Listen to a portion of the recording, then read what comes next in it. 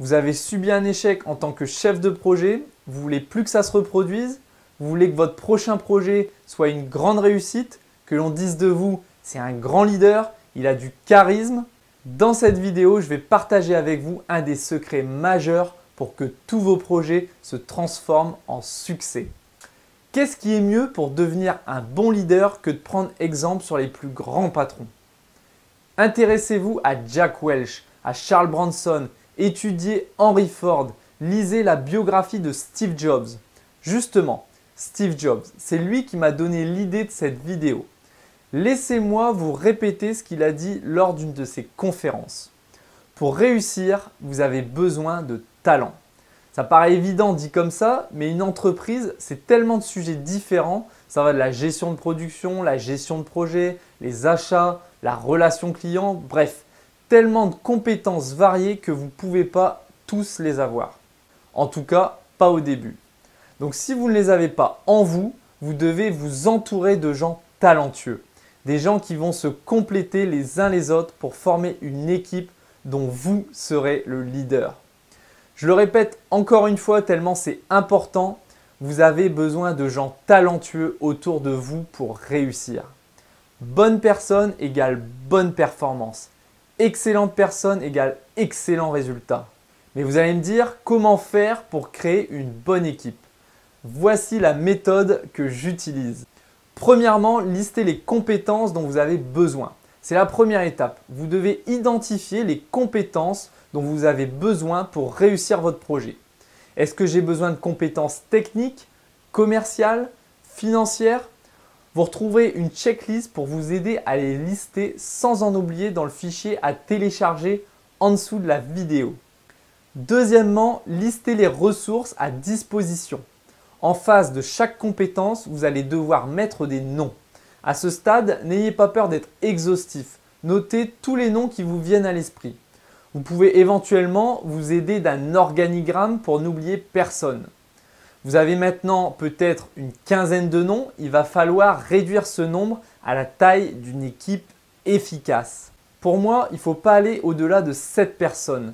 Ça ne veut pas dire qu'on ne pourra pas faire appel à d'autres personnes, mais le cœur de l'équipe, ceux qui seront invités aux revues de projet, seront au maximum de 7. Troisièmement, sélection finale. C'est le moment de choisir les acteurs clés, c'est-à-dire ceux qui prennent les décisions, ceux qui peuvent vous bloquer, ceux qui ont le savoir-faire ou qui détiennent l'information. Vous devez choisir les personnes de l'entreprise qui sont reconnues pour avoir ces compétences. Pas ceux qui ont les fonctions, mais ceux qui ont la réputation. Pour moi, c'est le premier critère de sélection. Le deuxième critère, c'est l'état d'esprit. Autant que possible, choisissez des personnes qui sont moteurs, qui ne feront pas trop de résistance au changement. Bien sûr, on ne peut pas avoir des gens enthousiastes dans une équipe, mais évitez d'avoir plus d'un contradicteur. Cela dit, je pense qu'il est important d'en avoir un parce que ce sont souvent des personnes qui sont à l'origine de débats qui font avancer le groupe. Autre point, veillez à ne pas choisir des personnes qui sont en conflit, sauf si vous voulez avoir des règlements de compte pendant vos revues de projet. Le dernier critère, c'est la disponibilité. La personne a-t-elle du temps à consacrer à votre projet? Méfiez-vous des excuses parce que c'est facile de dire « j'ai pas le temps », mais le temps, ça se prend. C'est une question de priorité. On a tous X heures de travail par jour qu'on décide d'utiliser pour telle ou telle tâche. Si vous hésitez entre deux personnes équivalentes, prenez celle la moins chargée ou la plus motivée. Pour vous aider à sélectionner les bonnes personnes pour votre équipe, vous pouvez utiliser une matrice de décision comme celle-ci. Vous la retrouverez en format Excel à télécharger gratuitement. Vous listez les acteurs, vous attribuez des critères. Ici, j'ai choisi la compétence, l'état d'esprit et la disponibilité. Mais vous pouvez choisir autre chose. Ensuite, vous définissez un coefficient. Pour moi, le plus important sur ce projet, c'était la compétence. Donc j'ai mis un coefficient 3. Pour l'état d'esprit, j'ai mis 2 et 1 pour la disponibilité. Et enfin, vous évaluez chaque personne en fonction d'une grille. On voit que le meilleur choix, c'est Jean-Pierre parce qu'il a la note la plus élevée. Je vous invite à télécharger le fichier pour retrouver tous les détails du calcul et la grille d'évaluation. Quatrième étape, recruter les talents.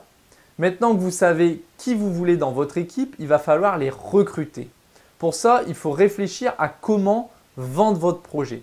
Le but, c'est de le rendre sexy pour donner envie aux gens d'y participer. Un bon moyen, c'est de pitcher votre projet.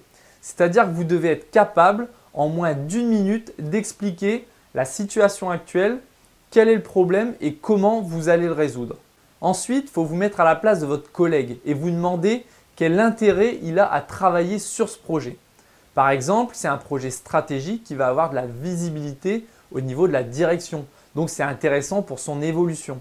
Ou alors, si les objectifs sont atteints, il y aura une prime. Ou tout simplement, il aime travailler avec telle personne. Vous devez jouer sur tous les leviers qui sont à votre disposition et lui démontrer que vous avez besoin de lui pour réussir ce projet.